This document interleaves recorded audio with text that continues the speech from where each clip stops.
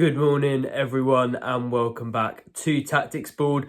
The last time I filmed one of these, it was going into Good Friday's game against Portsmouth. And although it's been less than a week since that game kicked off, the landscape at Norwich City has completely changed. Johannes Hoftorp has been sacked as head coach, so there's going to be no more discussion of Hofball on this programme. Instead, for the next two games at least, it's Jack Wilshere at the helm on an interim basis. So we're going to come on to him and what his team is likely to look like, what his tactics are likely to be in these games against Middlesbrough and Cardiff. But before that, we're going to take a little bit of a closer look at how the game might pan out at the Riverside. First of all, I'm going to take you through the starting 11 that I think Wilshere will pick for the game. Then we're going to come on to Middlesbrough, how they set up, some of their strengths and weaknesses, and how the game is likely to look against them.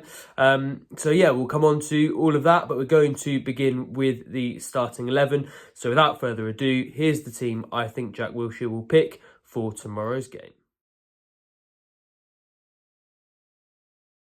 So I've gone for Angus Gunn in goal, Jack Stacey at right back, Shane Duffy and Jose Cordoba in the centre of defence, with Callum Doyle at left back, Kenny McLean, Jacob Wright and Emiliano Marcondes in midfield, Ante Sianat on the right, Borja Sainz on the left, and Josh Sargent through the middle up front. Now, a couple of things I've gone for there. Probably most noteworthy is the fact that I've got Kenny McLean back in midfield with Callum Doyle at left back. And of course, there is an extent to which it feels like there's no point really in playing Doyle for these final two games. But clearly, the whole thing is in flux. Norwich have kept Doyle around the building. And as Torp explained before he was dismissed, they feel like if somebody spends the whole season at the club, then they have the right to almost be a part of things right up until the final whistle on the final day of the season. And given some of the injury problems Norwich have had at left back, obviously Lucian Mahovo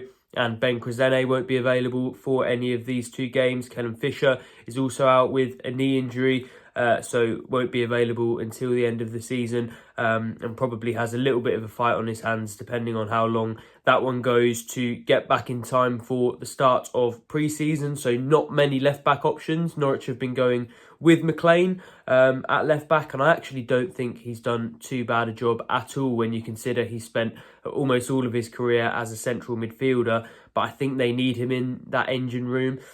So I have gone for Doyle at left-back. Obviously, he can progress the ball pretty well. He is a good option for Norwich in that sense. I think against Middlesbrough in the home fixture, he was quite badly exposed by Ben Doak. So that might be a consideration for Wilshere. But I think given some of the available options, he may well go for Doyle at left back. And then in midfield, I've gone for him and Jacob Wright both in there. Obviously, both slightly more defensive-minded options, but we've seen them both in there at the same time before this season. I think Jacob Wright can play, although not anywhere close to a sort of number 10 or attacking midfield position. He can play slightly further forward, receive the ball higher up the pitch and distribute in that sense. I still don't think he's going to be playing clever little through balls or creating chances in that way, but I think he can play in that role. And when you consider the fact that Middlesbrough are aiming for the playoffs, they're by all accounts a better team than Norwich, to be honest, and they're at home. It might be that Norwich could benefit from a little bit of increased defensive solidity in the middle of the pitch. I also think that bad form from some of the other players in that area might contribute to it. I mean, you look at some of the players there, and really it's only McLean and Wright who are looking decent and have done in the last few weeks. Marcelino Nunez is badly out of form, making some really strange decisions at the moment and not looking anywhere close to the player who Norwich know they've got or know they've had at times. And it's Ben Slimane, I think, has also struggled for form. And although maybe a month or so back he started to show signs that he was rediscovering the player that Norwich fans loved when he first arrived at the club, I think he started to regress a little bit again in the last few weeks. Obviously, his future is interesting, given the Torp link. I think he probably will stay at Norwich beyond the summer, but certainly doesn't have that same backer that he had, somebody who worked with him when he was a teenager. So an interesting one there.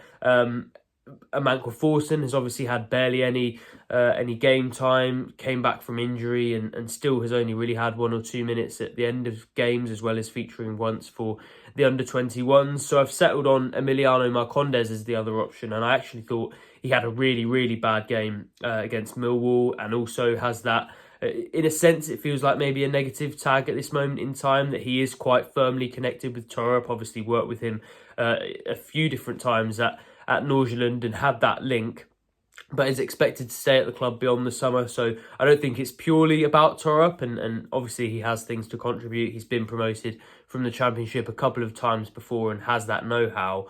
But also I just think down to a lack of options, you get a certain solidity from him that Norwich could benefit from at such an uncertain time. And although I'm not actually too sure what Wilshere will do with that midfield, it feels fairly likely that out of the available options, Marcondes could be one who features. Then on the right, in the final change that I've gone for, I've got Ante Zianats in there. And of course, he's been out with a minor ankle injury for the last couple of weeks, but somebody who's rated very highly behind the scenes, I think could really benefit next season from the experience he's gained this season. And I'm sure Norwich will be desperate to get him a few more minutes before the end of the season, so that hopefully then he can kick on in the summer and in pre-season. And I think when you look at some of the other options, of course, another setback for Mate Jurasek, as Torup revealed after that Millwall game. And yeah, it feels like Zianats is likely to come in if he's fit and available. Of course, the press conference is later today, so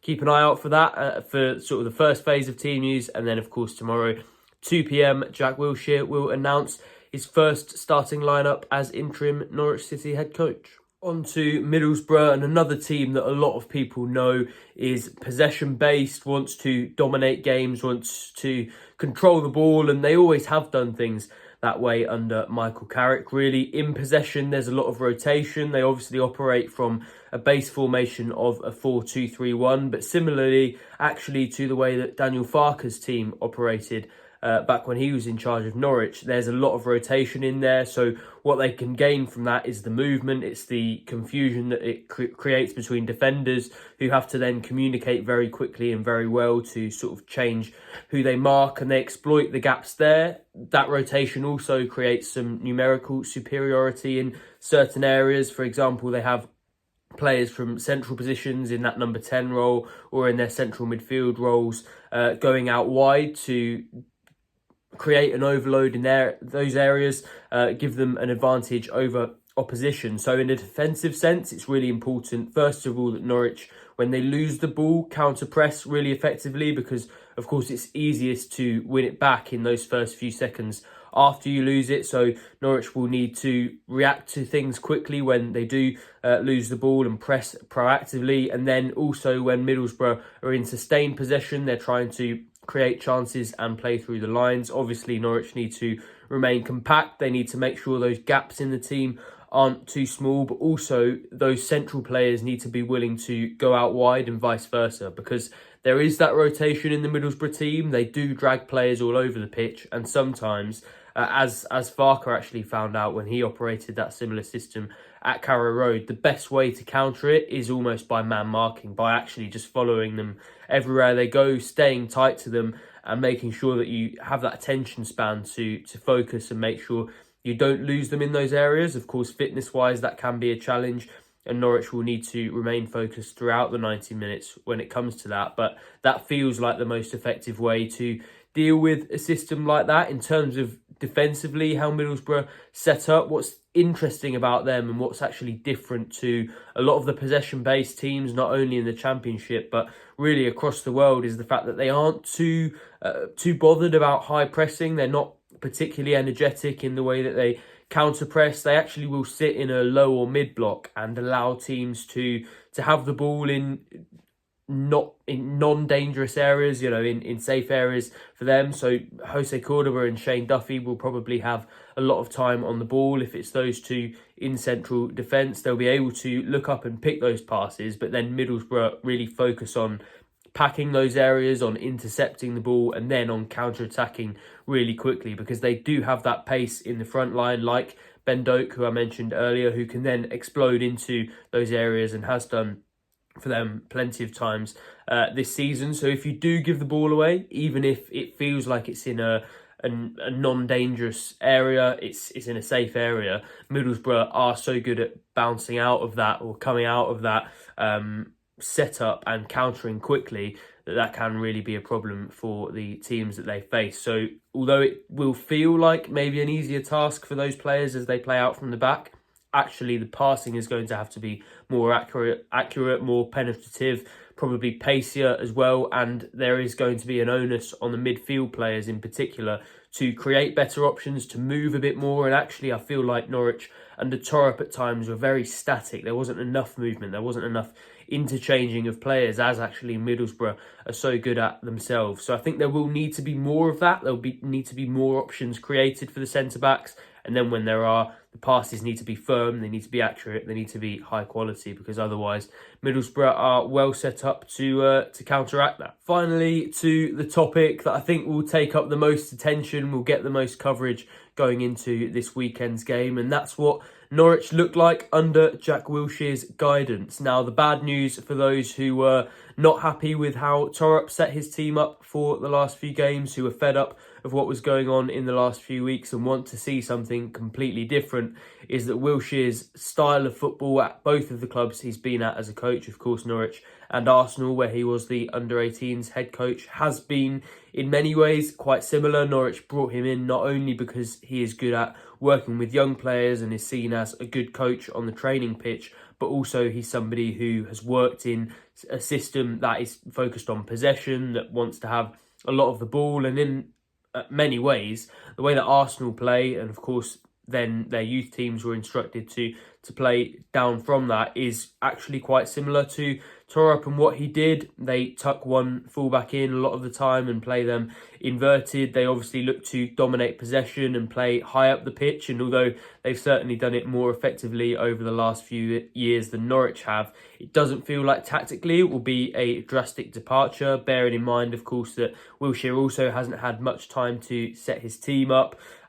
He was informed of the fact that Torup was going to be sacked on Tuesday after the 3-1 loss to Millwall. He then had Wednesday and today to set the team up, really. They had a day off yesterday, so he's not had much time to work with these players and completely change the way that they set up. So I think it will be possession based in a lot of phases of play. It may look quite similar, but one area I think it's worth keeping an eye out for is in the wide areas. Much of the danger that they create in the last few years, and did so when Wilshere was there as under-18s boss, comes from the wingers and those players receiving a lot of the ball, getting a lot of the share of the attacks, really. Bukayo Saka coming in off the right, Martinelli and Leandro Trossard and players like that coming in off the left, and also Ethan Nwaneri, who of course did start under Wilshere, or you know, a big part of his journey was under Wilshere in those under-18s. So what they like to do is have those wingers get the ball quite early in attacks, maybe even get the ball from the centre-backs or the deep central midfielders quite early on, and then have a bit of space to run at the defence, to play balls through to the attackers, to exploit those sort of number 10 positions, have shots from that sort of area, score goals from distance. And it feels to me like Ante Cianat's actually would be perfect for that role. We've seen at times when Norwich have been at their best this season that he can take those longer passes from Shane Duffy, from Kenny McLean, and actually has the technique to both beat defenders and get into those areas, and also to shoot from distance and score goals like that. So I think he could be perfect for that, and I think the wide areas will actually be something that are definitely worth looking at in this Middlesbrough game. And of course there are plenty of threads to follow going into this one. Even if Norwich can't be promoted and they can't be relegated for obvious reasons, it feels like being quite a dramatic weekend. Of course, we'll have every kick covered across our channel, so go to pinkun.com/subscribe if you haven't already for all of our coverage from this weekend's game, the search for a new head coach, a very busy summer, and what it all means for Norwich City going forward. Go and do that if you haven't already. Thank you very much for joining me on Tactics Board. I'll be back ahead of the last game of the season, and hopefully, although it doesn't feel like things will be perfect by then, certainly not by any means, hopefully the feeling is a little bit better after a win at Middlesbrough. See you then.